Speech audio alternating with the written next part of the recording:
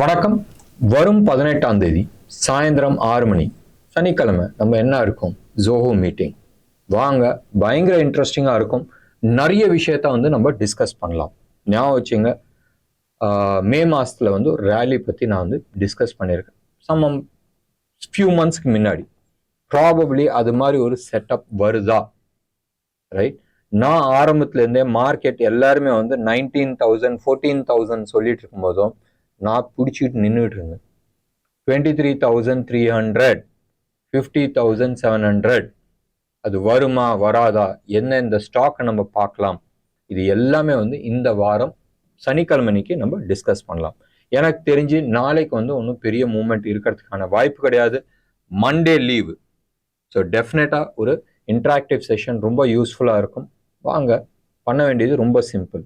எங்களோட call centre கால் பண்ணுங்க. ஏதாச்சும் டவுட் இருந்துச்சுன்னா கீழே டிஸ்கிரிப்ஷனில் 2 லிங்க் கொடுத்துருக்குறோம்.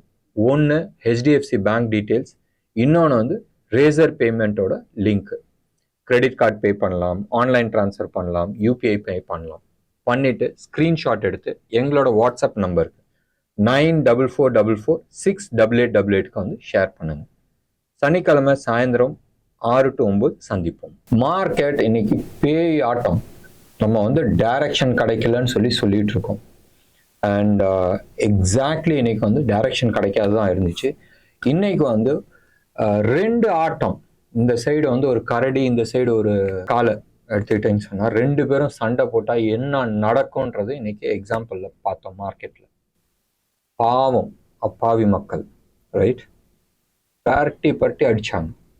நிறைய பேர் இன்னைக்கு ஆப்ஷன் செல்லர்ஸும் சரி, ஆப்ஷன் பையர்ஸும் சரி, கரெக்டான டைம் நீங்க ப்ராஃபிட் புக் பண்ணல சொன்னால் என்ன நடக்கும்ன்றது இன்னைக்கு எக்ஸாம்பிள் நீங்க பார்த்துருப்பீங்க. நிஜமாவே நேத்து வரைக்கும், முந்தா நேத்தும் சரி நான் சார்ட் போட்டு 15 மினிட்ஸ் சார்ட்ல நான் சொன்னேன், இந்த ஜோன்ல கன்சாலிடேஷன்ஸ் ஆயிட்டு இருக்கு.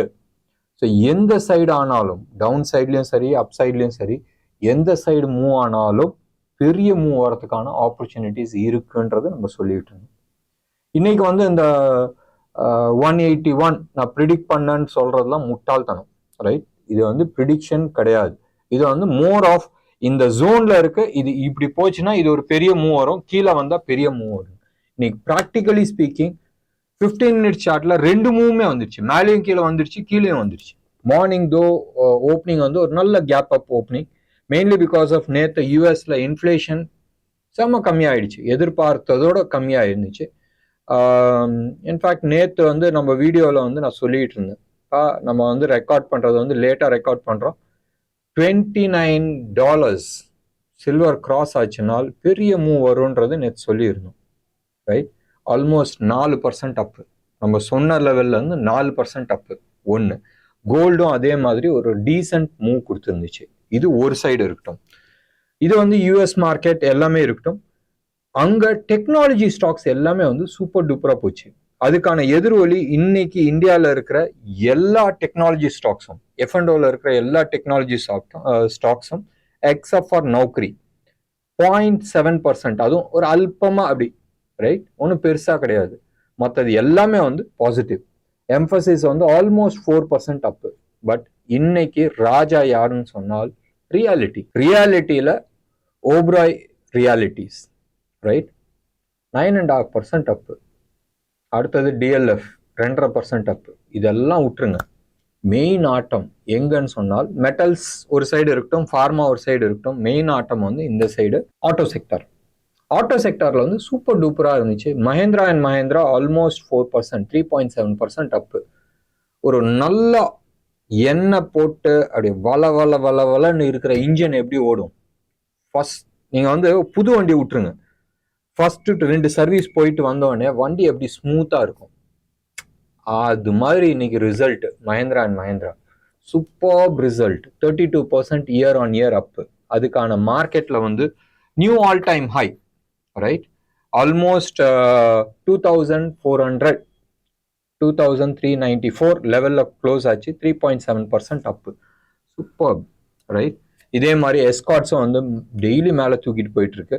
இதெல்லாம் இருக்கட்டும். கெமிக்கல் சைடு தீபக் நைட்ரேட், சம்பல் ஃபர்டிலைசர், கொரமண்டல், டாடா கெமிக்கல்ஸ், இது எல்லாமே மேலே போச்சு. ஆனால் புரியாத சமாச்சாரம், ஏன் இன்னைக்கு வந்து HAL ஹிந்துஸ்தான் ஏரோநாட்டிக்ஸ் 10.6% தூக்குனாங்கன்றது தெரியல. பட் செம்ம தூக்கு, ரைட்? செம்ம தூக்கு.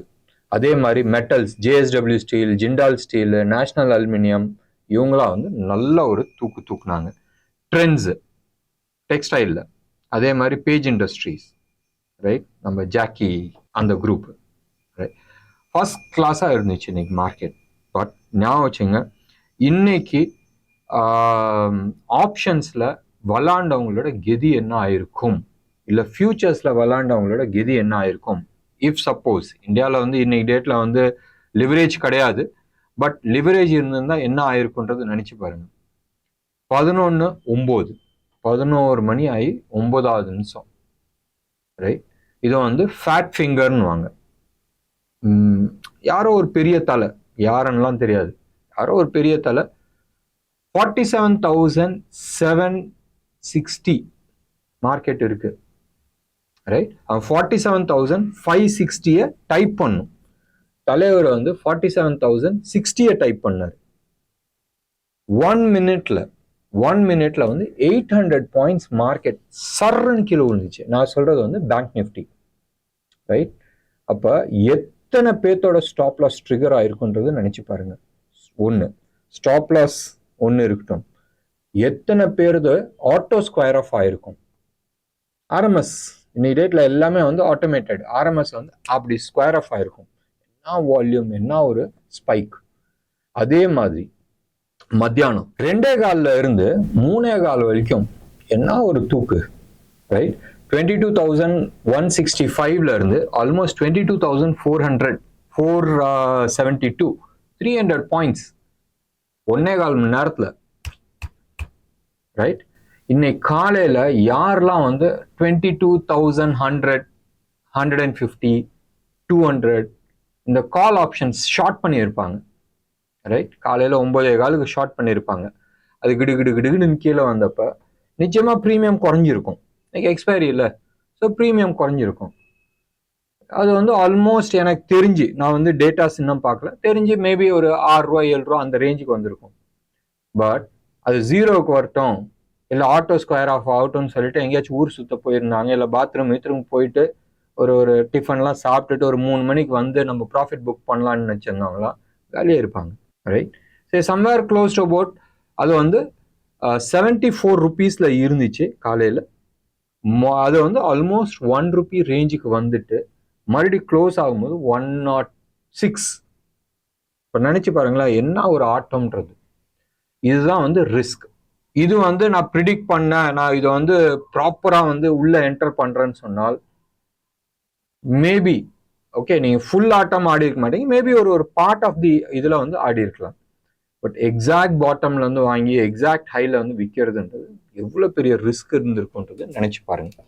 பட் இது மாதிரி இது வந்து ஆப்பர்ச்சுனிட்டி, இதை வந்து ப்ரிடிக்ஷன்ஸ் பண்ண முடியாது. மார்க்கெட்டில் நடந்துட்டு இருக்கும்போது மேபி ஆனால் விளாடலாம். இதில் நீங்கள் வந்து ரிவார்ட் சைடு தான் வந்து நிறைய பேர் பார்க்குறாங்க. பாருப்பா, நம்ம வந்து 5 ரூபாயில் என்டர் பண்ணியிருக்கலாம், மேபி வந்து 100 ரூபாயில் எக்ஸிட் பண்ணியிருக்கலான்றது பேச்சு தான் இருக்கும். எத்தனை பேர் உள்ளே என்டர் பண்ணாங்க, எத்தனை பேர் வெளில வந்தாங்கன்றது தெரியாது. ஒன்று. ரெண்டாவது, இது மாதிரி இதில் வந்து போகிற போக்கில் அப்படி ஒரு பர்சன்டேஜ் மட்டும் நம்ம வந்து எடுத்துகிட்டு போகிறது வந்து புத்திசாலித்தனம். நான் அடிக்கடி சொல்கிறது, டெக்னிக்கல் அனாலிசிஸ் ஆகட்டும், இல்லை மார்க்கெட்டில் நீங்கள் ட்ரேட் பண்ணுறவங்களா இருக்கட்டும், தெரிஞ்சு எனக்கு 10 ரூபா கிடைச்சா போதும், தெரியாத 100 ரூபா கிடைக்கிறது வந்து ரிஸ்க். 100 ரூபா கிடைக்கிற இடத்துல நினச்சி பாருங்க, உன் பரம்பரையோட இருக்கிற அத்தனை பேர்த்தோட காணாம போச்சுன்னா என்ன ஆகுன்றது.